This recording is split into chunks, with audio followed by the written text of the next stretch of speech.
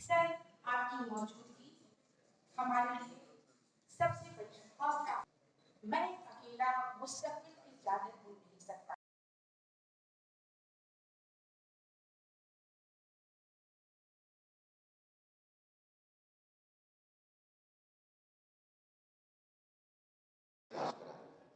आपको बता दें कि सरकारी अस्पताल में केवल मुफ्त जांच और इलाज ही नहीं, मजदूरी का मुआवजा भी मिलता है। बस एक आखिरी बात,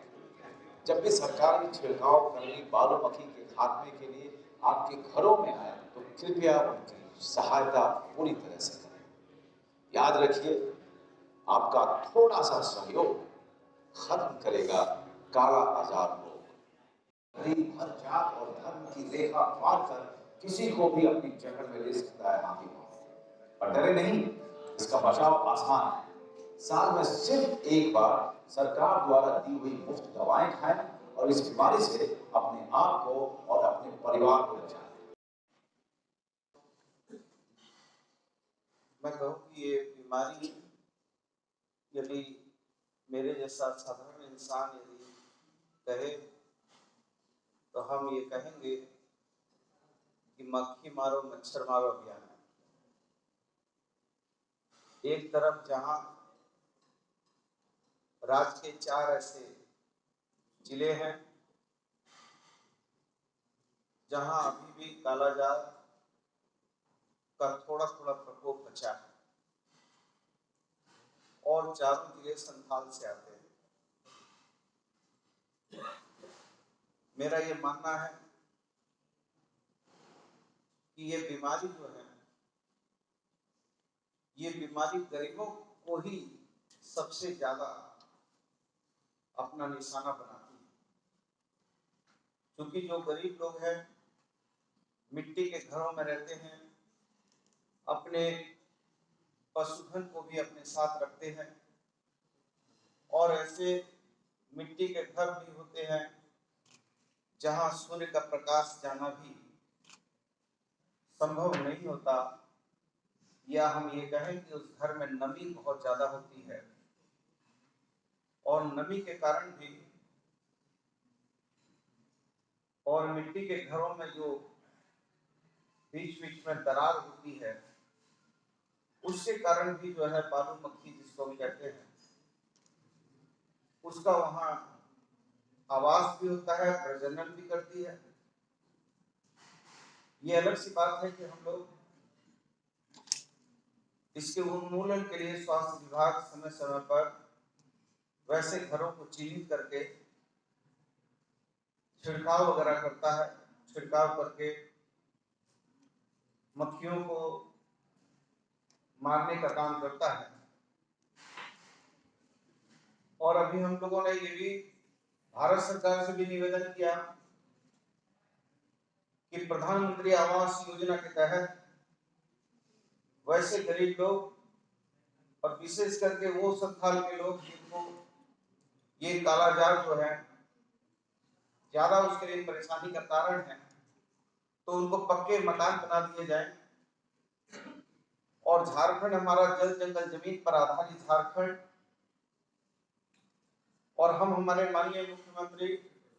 आदरणीय हेमंत सोरेन जी के नेतृत्व में आगे भी बढ़ रहे हैं और राज्य में एक कुपोषण भी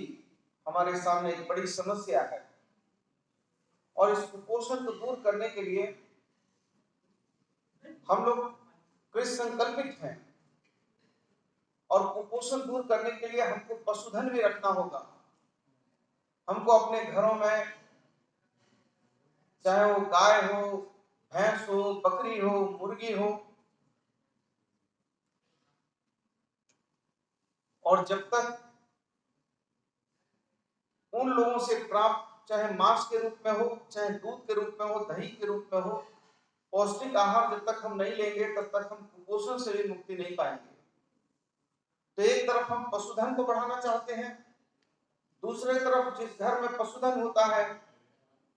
और जिस घर में सूर्य की रोशनी नहीं जाती, नमी होती है, बढ़िया खिड़की और हवा नहीं घुसते हैं, तो वहां कालाजार जैसी की समस्या होती है। तो हमको बहुत चीजों से चिंतन मनन करना होगा, बहुत चीजों को समझना होगा। और मुझे याद है कोविड का टाइम, जब मैं खुद कोविड से संक्रमित हुआ था और डॉक्टर साहब लोग रात को 9 गोली करके लाते थे 3 टाइम में। आइवरमेक्टिन में क्या नाम बोलते थे उसको, छोटी छोटी पीली पीली गोली होती है,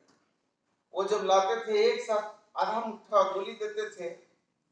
तो गोली देखता था, फिर मैं अपने आप को देखता था, फिर गोली देखता था, फिर अपने आप को देखता था, और 1 घंटा 1.5 घंटा डॉक्टर साहब बोलता था चल रहने दीजिए खाएंगे, फिर बेचारे डॉक्टर साहब आते थे खिलाते थे। अभी तो हम 3 गोलियों का एक साथ सम्मिश्रण करके, अभी बीच में हम लोगों ने क्लिनिक सप्ताह भी चालू किया था जिसमें सिर्फ एल्बेंडाजोल दे रहे थे, लेकिन अभी इसमें तीनों गोली को, डीआईसी को भी और एल्बेंडाजोल, और ये बड़ा बड़ा टफ नाम है, हम थोड़ा कम पढ़े लिखे हैं, आइवरमेक्टिन में क्या बोलते हैं, तीनों को मिलके, हालांकि इसके बारे में ये भी पता चला है कि ये जो विशेष करके आइवरमेक्टिन जो है, ये दवाई जो हमारा मच्छर से फाइलेरिया होता है, और हमको किसी विधि विशेषज्ञ ने बताया, हो सकता है कि कितना मैं जानकार तो उतना नहीं हूँ इसका, न डॉक्टर हूँ, न कंपाउंडर हूँ, न चिकित्सा संस्था से जुड़ा हूँ, ये अलग बात है कि लोकतंत्र में लोगों का मत था, स्वास्थ्य मंत्री बना दिया गया, तो जितना सुनता हूँ समझता हूँ उतना बोल लेता हूँ। तो बताया कि ये मच्छर जो है दिन के वक्त जो है फ्लूइड में घुस जाता है, और ये रात को जाके ब्लड में की धमनी में चला जाता है, और ये इतने मात्रा में बोलते हैं कि इतना मात्रा में ये बच्चा और अपना प्रजनन करता है कि वो करोड़ों की संख्या होती है, और वो धीरे धीरे जिस फ्लूइड में आगे जाके ब्लॉक कर देता है, और ब्लॉक करके वो शरीर जो है वो धीरे धीरे जो है विकलांगता की ओर चला जाता है, जिसको हाथी पांव वगैरह हम कहते हैं। और जब विकलांगता की तरफ चला जाता है तो उससे फिर बैक होके आदमी सामान्य नहीं हो पाता, तो इसकी रोकथाम बहुत जरूरी है, और रोकथाम करने के लिए हम लोगों को बीच बीच में हमारा मलेरिया डिपार्टमेंट लार्वा वगैरह मारने के लिए हम लोग अभियान चलाते हैं, और मैं बहुत धन्यवाद देता हूं कि इस बार हम लोगों को चिकनगुनिया का भी, पिछली बार तो बहुत ही कम था, चिकनगुनिया, मलेरिया, डायरिया, क्योंकि जैसे ही बरसात आया था तो हम, हमारे एसीएस साहब ने बैठ के रणनीति बनाई थी कि कैसे हम बरसात के पहले डायरिया को रोकने के लिए हम लोग क्या क्या कदम उठा सकते हैं। तो हम लोगों ने